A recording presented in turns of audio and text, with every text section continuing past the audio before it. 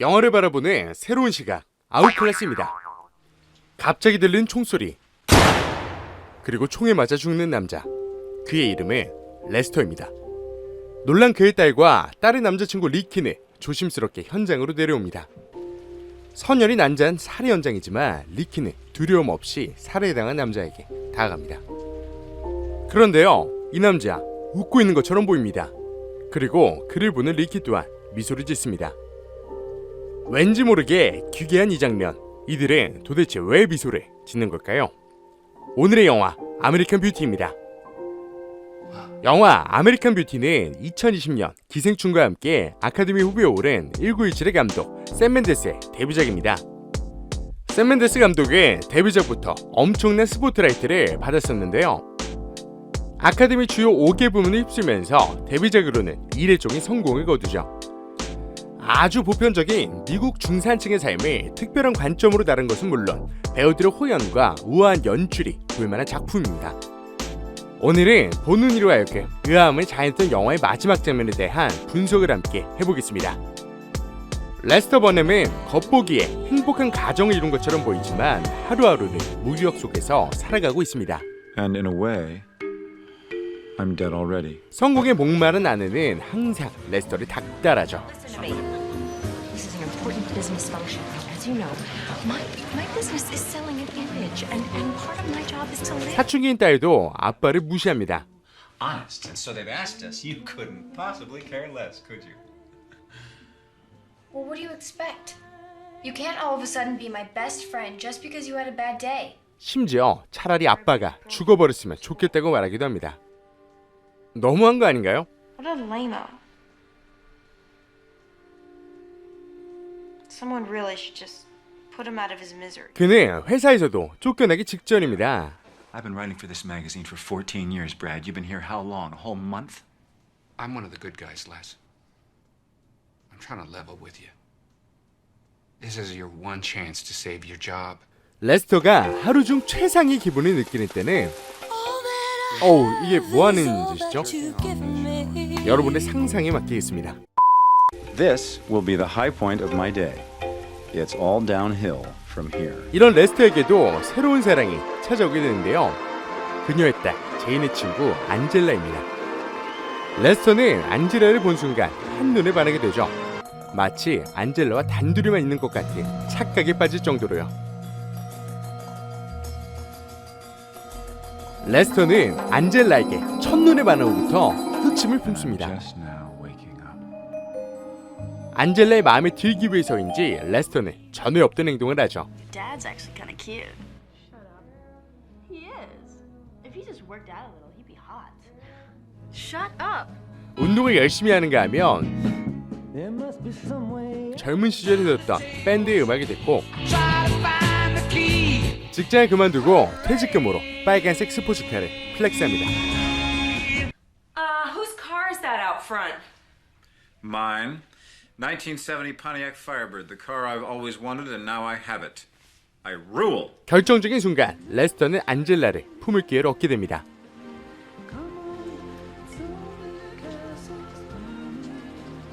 그러나 자신이 품었던 장밋빛 환상과는 다르게 안젤라는 아직 경험이 없는 순진무구한 처녀에 불과했습니다. 낮은 자존감으로 인해 되바라진 척하는 소녀였던 것이죠. She's really happy. 자신의 어리석은 환상을 깨달은 레스터는 역설적으로 자기가 등한시했던 가족들의 소중함에 대해 깨닫게 됩니다. 환상에서 벗어나 세상에 가까이 바라보니 그 세상은 꽤나 아름다웠습니다. 그리고 이 깨달음의 순간 레스터는 죽음을 맞이하게 되죠.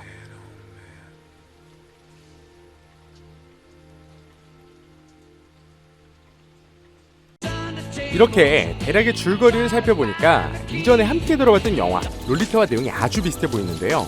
That's my low. 둘 다 중년의 남성이 아름다운 소녀를 보고 열정적인 사랑에 빠지는 이야기인데다 비극적인 최후까지 비슷해 보입니다.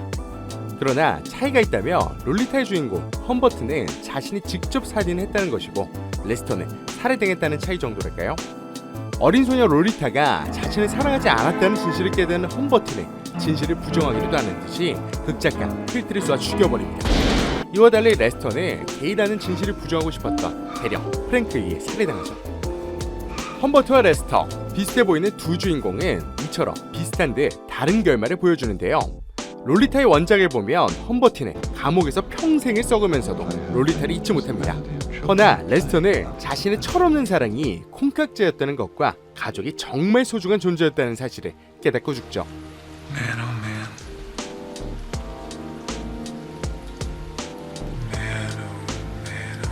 험버트와 달리 레스터가 미소를 띠며 죽을 수 있었던 이유는 무엇일까요?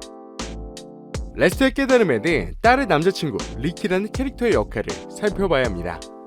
일상적 삶에 타협하지 않는 리키의 모습이 레스터에게 많은 영향을 주었기 때문이죠. Look, I'm not paying you to do whatever it is you're doing out here. Fine. So don't pay me. Excuse me? I quit. So you don't have to pay me. Now leave me alone. 리키가 레스터에게 주는 대마초도 나쁜 일탈보다는 일상에 활력을 주거나 새로운 시선으로 삶을 바라보게 하는 각성제의 역할을 한다고 봐야 합니다. 물론 마약은 절대 해서는 안 됩니다. 그냥 영화의 의미상 그렇다는 겁니다. 고대의 샤먼들은 영적인 깨달음을 위해서 마약류의 물질로 정신을 열어놓았다고도 하는데요. 리키와 레스터는 마치 그와 같은 모습을 떠오르게 합니다.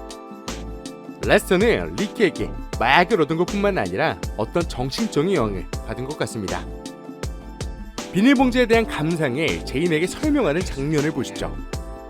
리키의 말을 언뜻 들으며 정말 이상해 보입니다.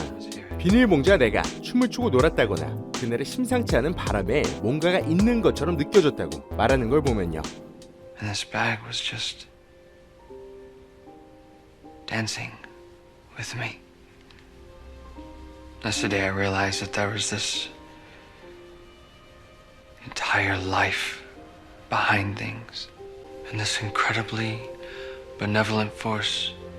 아니, 도대체 이게 무슨 말일까요? 리키가 말하고자 하는 핵심은 사실 비닐봉지가 아닙니다.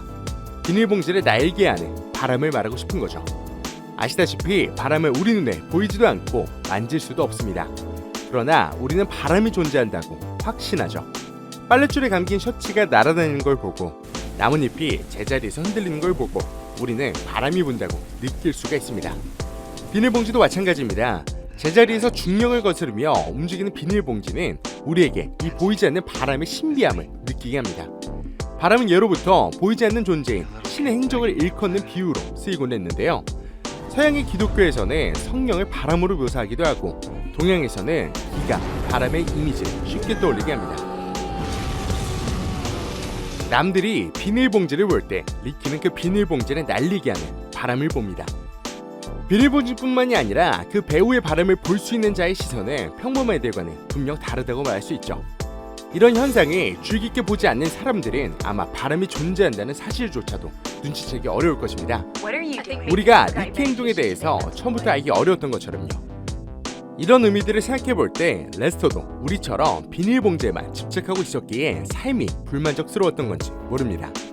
다행히도 레스터는 리키로부터 대마초뿐 아니라 보이지 않는 무언가를 포착하는 능력 또한 전달받은 것 같습니다.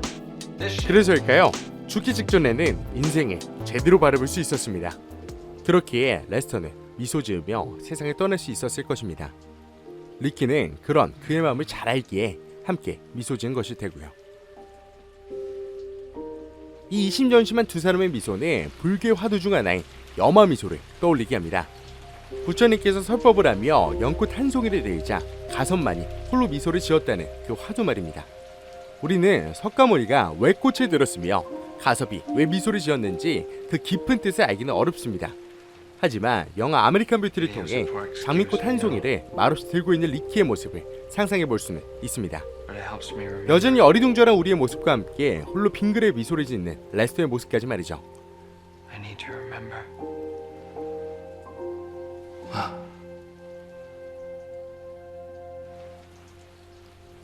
Sometimes there's so much beauty in the world. 이상 오늘 영어로 쓰는 에세이였습니다. 감사합니다.